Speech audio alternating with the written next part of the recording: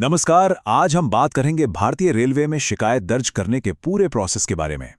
देखिए, चाहे कोई रोज सफर करता हो या कभी-कभी, ये जानना बहुत जरूरी है कि अपनी दिक्कतों को सही जगह कैसे पहुंचाएं। यकीन मानिए, इससे सफर का अनुभव काफी बेहतर हो सकता है।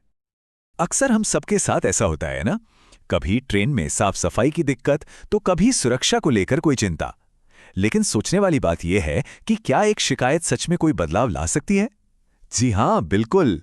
ये सिर्फ अपनी परेशानी दूर करने के लिए नहीं है, बल्कि इससे पूरे सिस्टम को हम सब के लिए बेहतर बनाने में मदद मिलती है। तो चलिए इसे स्टेप बाय स्टेप समझते हैं। सबसे पहले हम देखेंगे कि तुरंत मदद के लिए कौन सी हेल्पलाइंस हैं।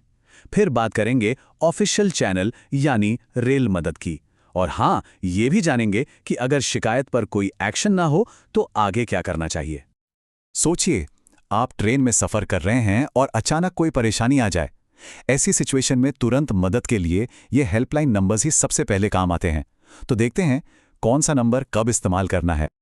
तो ये रही लिस्ट। यहाँ साफ साफ देख सकते हैं कि हर तरह की समस्या के लिए एक अलग हेल्पलाइन नंबर दिया गया है।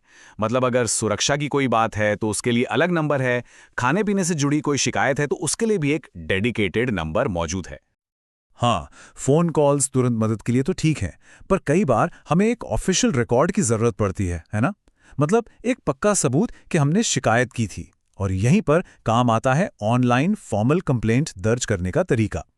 तो चलिए अब बात करते हैं फॉर्मल कंप्लेंट प्रोसेस के सबसे जरूरी हिस्से की, रेल मदद।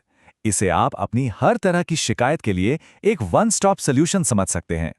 एक बात समझनी बहुत जरूरी है, रेल मदद सिर्फ एक सजेशन बॉक्स नहीं है। नहीं, ये एक प्रॉपर ऑफिशियल प्लेटफॉर्म है, जिसे खास तौर पर इसलिए बनाया गया है ताकि हर शिकायत को सुना जाए और उस पर एक्शन लिया जा सके। और रेल मदद पर कंप्लेंट फाइल करना काफ़ी आसान है, जैसा कि आप देख सकते हैं। बस ये सिंपल से स्टेप्स फॉलो करने हैं और आपकी शिकायत सिस्टम में लॉग हो जाएगी, जिसके बाद उस पर कार्रवाई शुरू हो जाएगी। लेकिन सवाल ये उठता है कि अगर पहली बार में शिकायत का कोई हल न निकले तो क्या करें? घबराने की कोई बात नहीं है, कहानी यहीं खत्म नहीं होती। अपनी बात को और ऊपर तक पहुंचाने का भी एक तरीका है। अगर आपको लगता है कि रेल मदद पर की गई शिकायत पर कोई सुनवाई नहीं हो रही है, तब भी आपके पास ऑप्शंस है। चलिए देखते हैं कि अपनी शिकायत को आगे कैसे एस्केलेट किया जा सकता है। ये है पूरी एस्केलेशन लैडर, मतलब एक एक सीढ़ी ऊपर जाने का रास्ता। अगर नीचे के लेवल पर कोई जवाब नहीं मिलता तो आप अपनी बात को स्टेप बाय स्टेप ऊपर के अधिकारियों तक ले जा सकते हैं, जब तक कि कोई सॉल्यूशन ना मिल जाए। तो अब जब पूरा प्रोसेस समझ आ गया है, तो चलिए कुछ ऐसी टिप्स पर बात करते हैं जिनसे ये पक्का हो सके कि आपकी शिकायत पर ध्यान दिया जाएगा। इन आसान सी बातों को ध्यान में रखकर शिकायत के सुने जाने और उस पर एक्शन होने के चांसेस को काफी हद तक बढ़ाया जा सकता है। एक बात हमेशा याद रखनी है, आप जितनी ज्यादा डिटेल्स और सबूत देंगे, आपका केस उतना ही मजबूत होगा। तो जब भी शिकायत लिखें, एकदम स्पेसिफिक और फैक्चुअल रहें। मतलब जो हुआ, जैसा हुआ, बिल्कुल वैसा ही बताएं। देखिए, आपकी शिकायत सिर्फ आपकी एक परेशानी के बारे में नहीं है, ये पूरे सिस्टम को बेहतर बनाने का एक मौका है। जब आप आवाज उठाते हैं तो आप एक तरह से अकाउंटेबिलिटी तय करने में मदद करते हैं, और ये बदलाव हम सब के लिए होता है।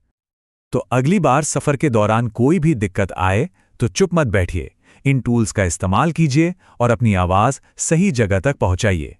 हम सब मिलकर ही भारतीय रेलवे को सबके लिए और बेहतर बना सकते हैं।